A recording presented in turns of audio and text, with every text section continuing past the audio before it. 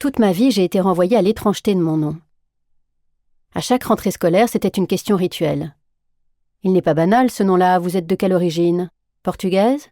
Italienne? Espagnole? C'était une époque où les profs prenaient souvent plaisir à franciser la prononciation de tous les noms de familles étrangers. La première syllabe du mien se changeait alors en un désagréable son nasal, comme celui qu'on entend dans les mots crin ou brin. J'osais rarement corriger. Mais si je prenais mon courage à deux mains, pour simplifier, je disais « ça se prononce spring », comme le printemps en anglais. Ah bon? C'est anglais ce nom-là. C'était encore envoyer les curieux sur une fausse piste. Plus tard, le suffixe « gora » inspirerait à mon prof de philo une ascendance grecque et donnerait lieu à de mauvais calembours sur Spinoza. Pour couper court à ces supputations, je finissais toujours par lâcher, un peu gêné, « c'est tchèque ». « Ah, c'est slave donc ». S'ensuivaient quelques considérations sur ma physionomie. « Oui, c'est vrai, vous avez le type slave ». Puis un silence gêné, car des Slaves, en réalité, les Français ne savent pas grand-chose et n'ont généralement rien à dire. Alors que sur l'Italie, on peut toujours broder. Arrivait enfin la question la plus embarrassante. « Donc, vous parlez tchèque ?» Non. L'interrogatoire s'arrêtait là. Un sentiment confus de honte et d'illégitimité, pour ne pas dire d'imposture, fondait ensuite sur moi. J'avais le sentiment de n'être pas d'ici, sans pour autant pouvoir me rattacher à un lieu connu. Ce à quoi me renvoyait ce nom, c'était à une origine nébuleuse, un ailleurs dont je ne savais rien, et auquel j'ai longtemps refusé de m'intéresser car il me venait d'un père qui avait déserté ma vie. Par identification ou instinct de rébellion, je compensais en choisissant le plus souvent mes amis parmi ceux qui portaient comme moi un nom étranger ou qui n'étaient pas nés en France. Nous formions le clan des outsiders. Ce nom de famille, malgré tout, j'en étais fière. Et pourtant, il n'y avait pas grand-chose que j'aimais chez moi. Pour la consonance musicale que lui donnait, accolée à mon prénom, son double rythme ternaire.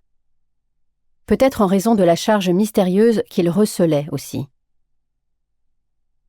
Au fil des années, j'en ai fait un talisman.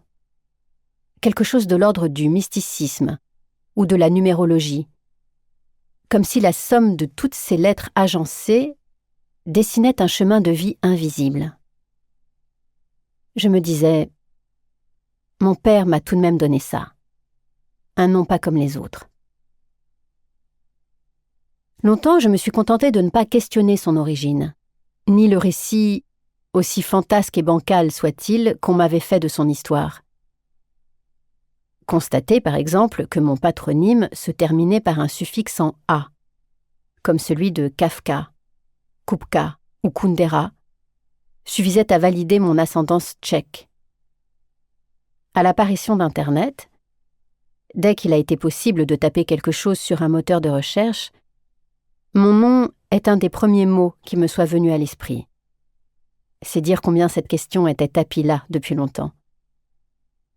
Sur un site de généalogie, j'avais lu plus tard que ce nom était peu populaire. L'expression m'avait paru curieuse, comme si on choisissait son nom de famille. En France, sa rareté n'avait rien d'étonnant. Le problème, c'est qu'on n'en trouvait pas non plus ailleurs, pas même en République tchèque. Durant des années, je me suis perdue dans de vaines fouilles archéologiques sur la toile, à l'affût de lointains cousins ou tout simplement d'une preuve que ce nom existait bien.